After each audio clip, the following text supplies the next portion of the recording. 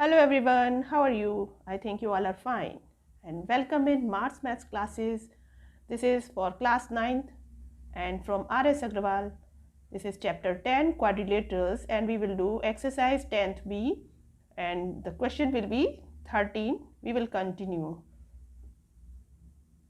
और जैसा कि मैं रिक्वेस्ट करती हूँ अपने स्टूडेंट से और जो भी मेरे वेल विशर्स हैं, प्लीज़ मेरे चैनल को लाइक करिए, शेयर करिए, सब्सक्राइब करिए और कमेंट्स भी दीजिए। और आप ही लोगों का मोटिवेशन मुझे और भी अच्छा काम करने के लिए प्रेरित करता है। Okay, now start the question number 13. See the question. In each of the figures given below, ABCD is a rectangle. Find the values of x and y in each case. यहाँ पर दो आपको फिगर्स दी हुई हैं तो हमें x और y की वैल्यू देखनी है। तो first we will draw the figure, then explain it. देखिए यहाँ पर ये ABCD एक रेक्टेंगल है और हमें यहाँ पर ये जो एंगल दिया है आपका A पर इतना part 35 degree. This is 35 degree and we have to find X and Y. अब क्या करेंगे, देखो आपको रेक्टेंगल की प्रॉपर्टी यूज़ कर लो। और भी कई मेथड हैं लेकिन रेक्टेंगल में क्या होते हैं, diagonal bisect each other and equal होते हैं। ठीक है, तो फिर ये वाला पार्ट इसके इक्वल होगा, रेक्टेंगल का डायगोनल है, बाइसेक्ट हो रहा है। तो O A is equal to O C और O D is equal to O B. This part is equal to this part और ये आपस में भी इक्वल होते हैं, तो मतलब ये साइड इसकी इक्वल हो जाएगी। ठीक है, तो आप लिख देंगे, सिंपल लिख दीजिए, इन रेक्टेंगल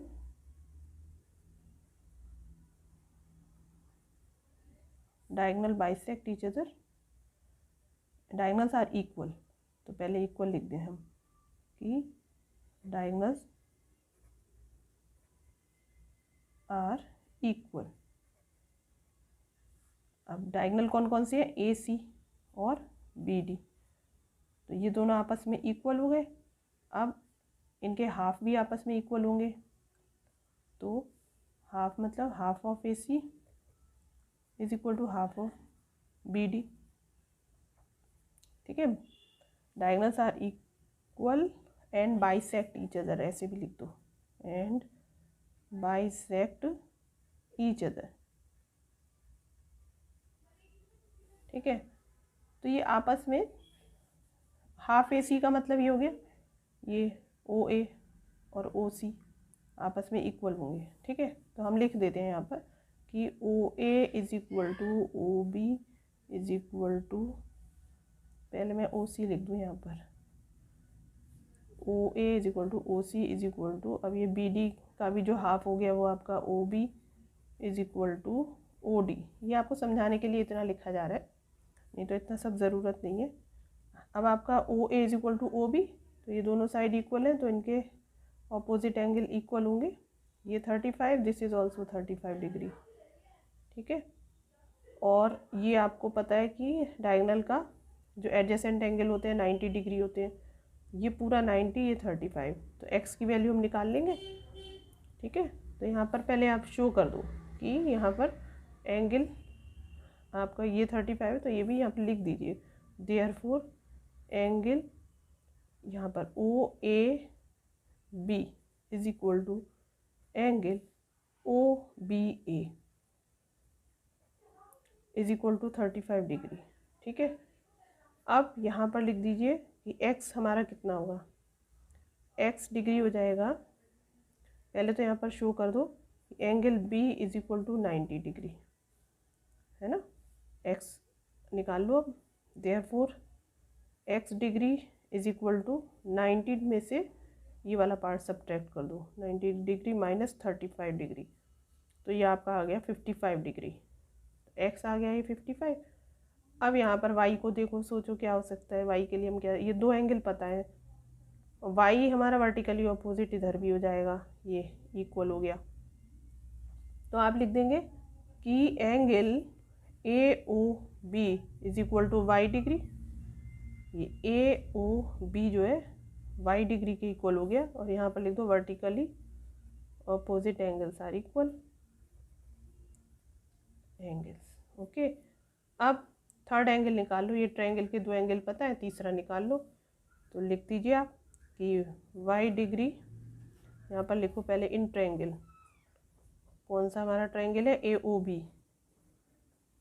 तो AOB में अब क्या हमारा है, y डिग्री प्लस, आपको समझाने के लिए पूरा स्टेप दिखा रहे हैं, इज इक्वल टू 180 डिग्री।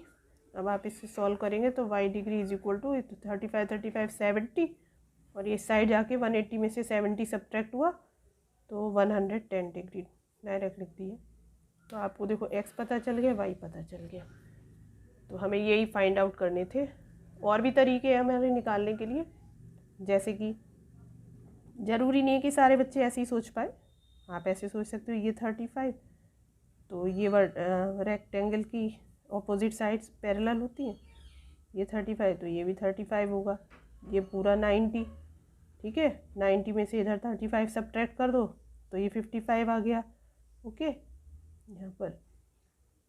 और ये दोनों, ये आपको ये साइड इसके इक्वल हो गई, तो ये x है, x भी 55 हो गया, ऐसे भी हम कर सकते हैं, ठीक है। अब ये 55, ये 55, अब यहाँ पर आपको तीसरा एंगल निकालना है, थर्ड एंगल निकाल लिया।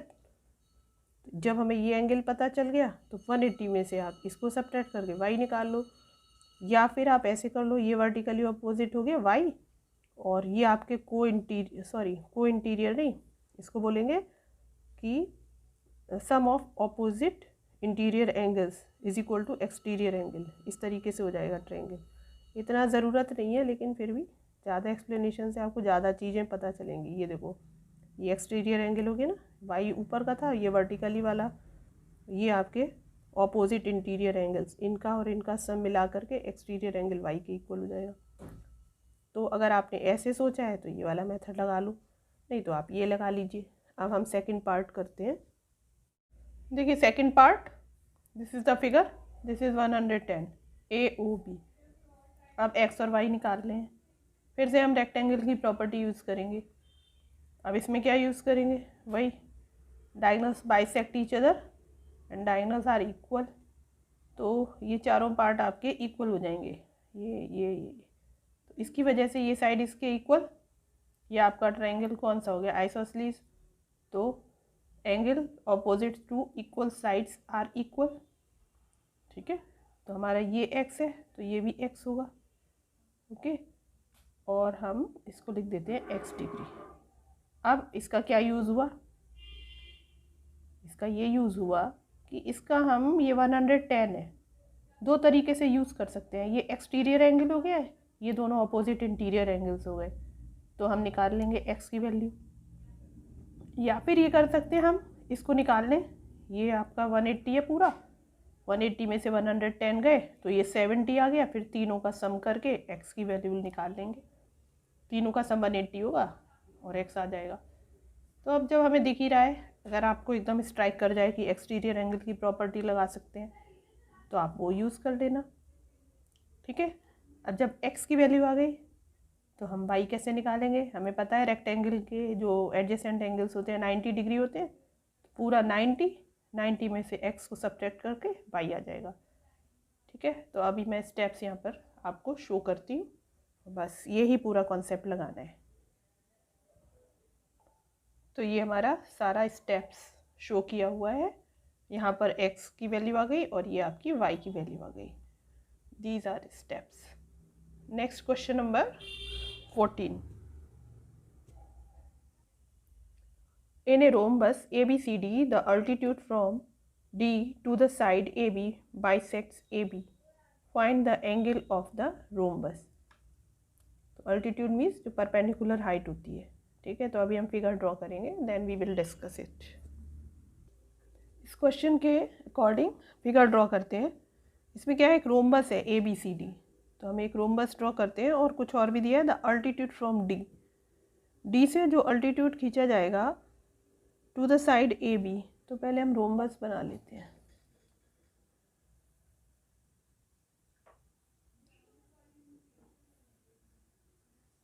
ये यहाँ पर A और D से जो खींचा जाएगा अल्टीट्यूड, यहाँ पर ABCD ऐसे आएगा, चारों साइड इक्वल होती है रोम्बस में, इसको B मान लीजिए,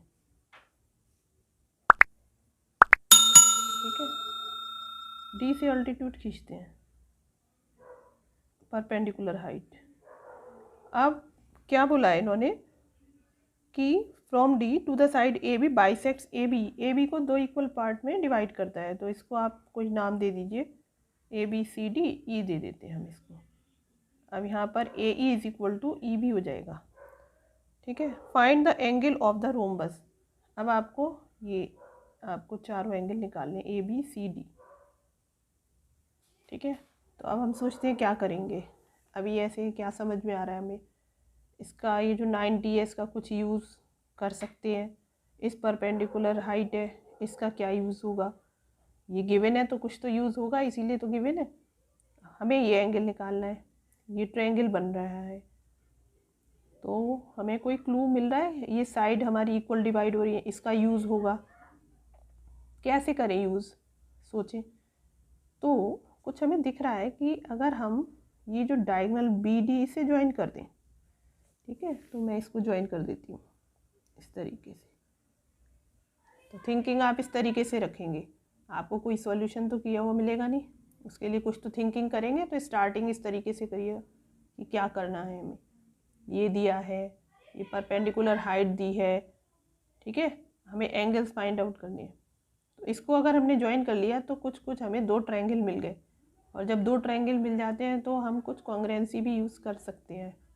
एंगल्स हमें फाइंड आउट करने हैं अगर, तो चलिए हम आपको दो ट्रायंगल ले लेते हैं, ए डी ई और यहाँ पर बी डी ई।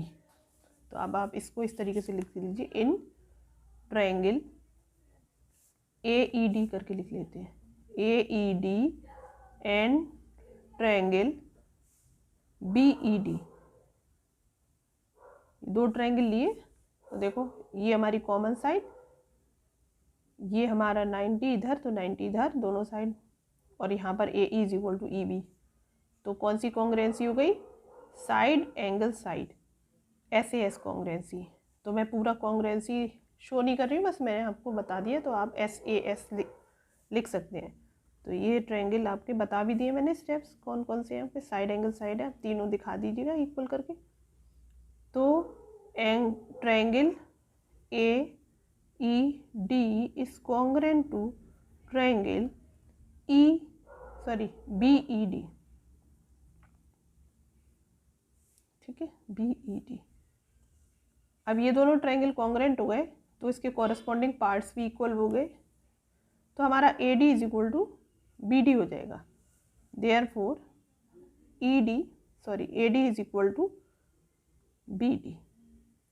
और यहाँ पर तो पहले आप लिख दीजिए by S A S rule. लिखना थोड़ा सा ज़रूरी है, क्योंकि याद भी रहेगा आपको कौन से हमने किया है, कौन सा रूल लगाया है। और यहाँ पर लिख देंगे by C P C T. तो हमारी साइड्स इक्वल आ गई, यहाँ पर ये वाली साइड आपकी इसके इक्वल आ गई, ठीक है, ये साइड इसकी इक्वल आ गई। अब हम क्या करें, ये दोनों तो इक्वल आ गई, और रोम्बस में चारों साइड इक्वल होती हैं, तो ये हमारी A D is equal to A B already थी, और ये आप इसके इक्वल आ गई। इसका मतलब ये तीनों आपस में इक्वल हो गई। तो आप लिखेंगे कि इन रोम्बस, पहले आप चारों साइड इक्वल दिखा दीजिए, A B is equal to A D is equal to A B, A D, C D is equal to B C. चारों हमने इक्वल दिखा दिए। अब ये दोनों आपस में इक्वल तो है ही, और ये आपस में हमने भी प्रूव कर दिए, तो हमारी तीनों इक्वल है। तो हम स्टेप्स में अब दिखा देते हैं। देयरफॉर अब A D is equal to B D, ये तीनों ही फिर इक्वल लिख देंगे। Therefore A D is equal to A B, ये ए डी और ए बी तो है इक्वल, और ये भी हमने आपस में दिखा दी, is equal to B D. ये हमने इसलिए लिखा है। अब ये हमारा ट्रायंगल कौन सा बन गया, इक्विलेटरल ट्रायंगल, ठीक है। Hence triangle A B D is an equilateral triangle. ठीक है, ये इक्विलेटरल ट्रायंगल हो गया। तो अब इसका यूज़ क्या हुआ, तीनों एंगल कितने डिग्री के हो गए, 60 डिग्री। तो ए पता चल गया हमें 60 डिग्री, और इधर ये भी 60 डिग्री। ठीक है, तो अभी हम देखते हैं, अभी हमें बी भी निकालना है। तो ए 60 और सी भी 60 होगा। क्यों होगा सी 60, क्योंकि ये हमारा रोम्बस एक पैरेललोग्राम भी होता है। पैरेललोग्राम की प्रॉपर्टी यूज़ करके opposite angles are equal in parallelogram. तो यहाँ पर लिखेंगे कि देयरफॉर लगा दीजिए फिर से, therefore angle A is equal to 60 degree and angle A is equal to angle C is equal to 60 degree. यहाँ पर रीज़न दे दीजिए कि opposite angles in parallelogram are equal. Okay, अब बी का टर्न आया। बी के लिए क्या करें, पैरेललोग्राम है तो ये लाइंस पैरेलल है। ठीक है, ये आपस में ऑपोजिट साइड्स क्या है, पैरेलल।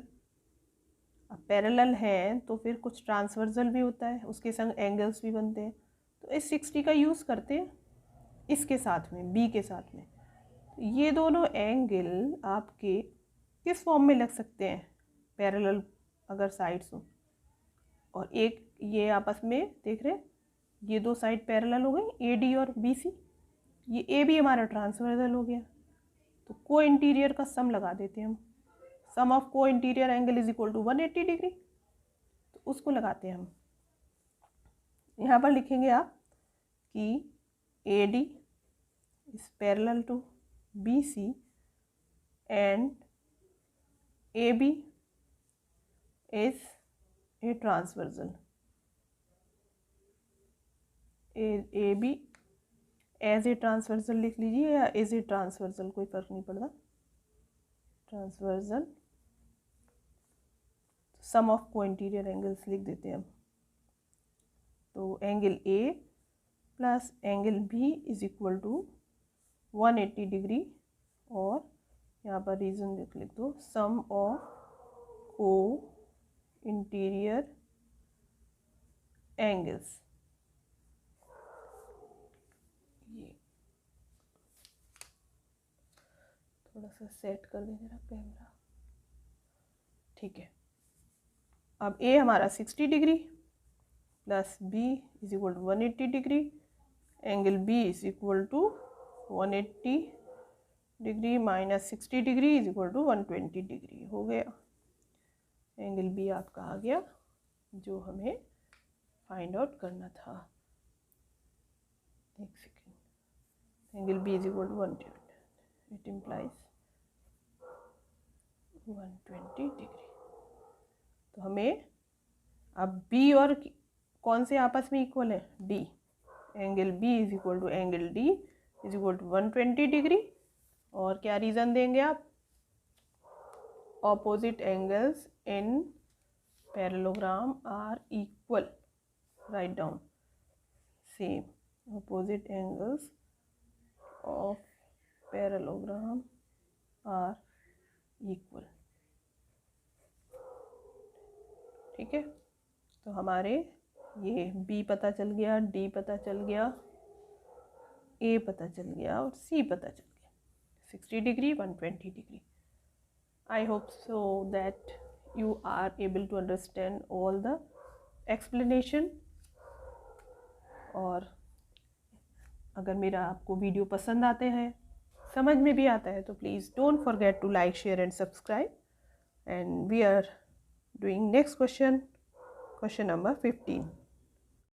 चलिए 14 के बाद 15th question number. In the adjoining figure A B C D is a square. यहाँ पर ये स्क्वायर गिवन है। A line segment C X cuts A B at x.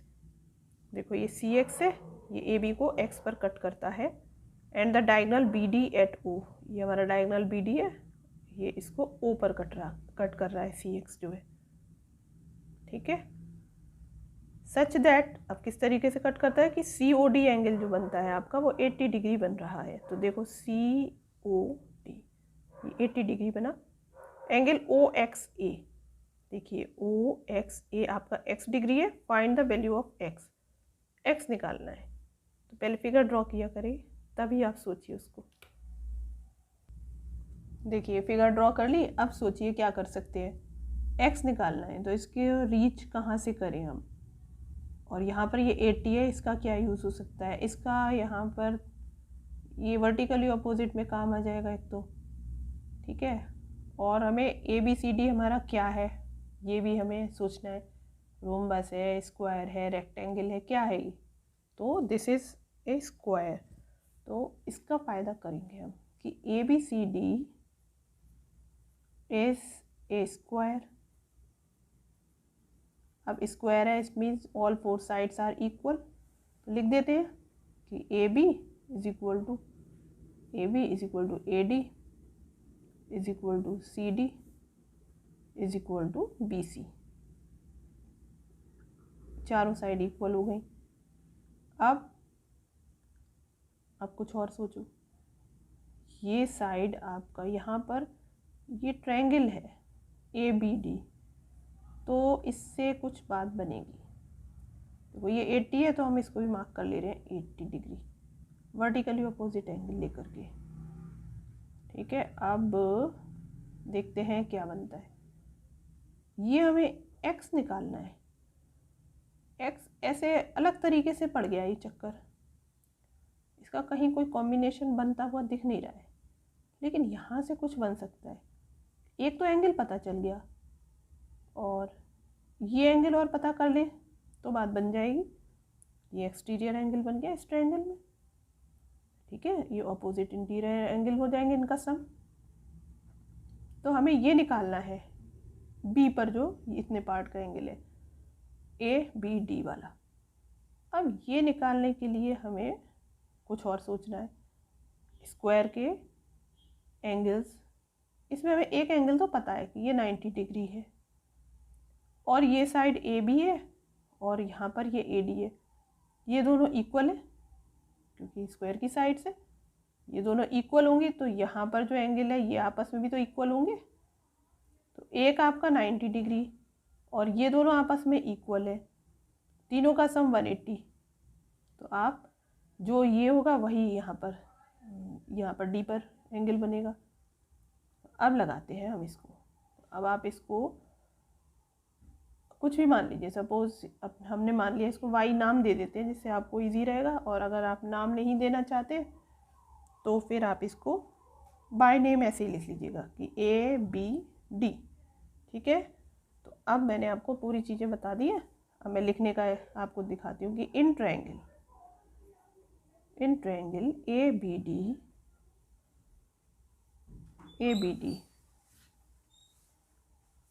तो आपका लिखना angle A plus angle B हम नहीं लिख रहे हैं केवल, क्योंकि B में तो ये पूरा आ जाएगा। तो ABD करके लिख लेते हैं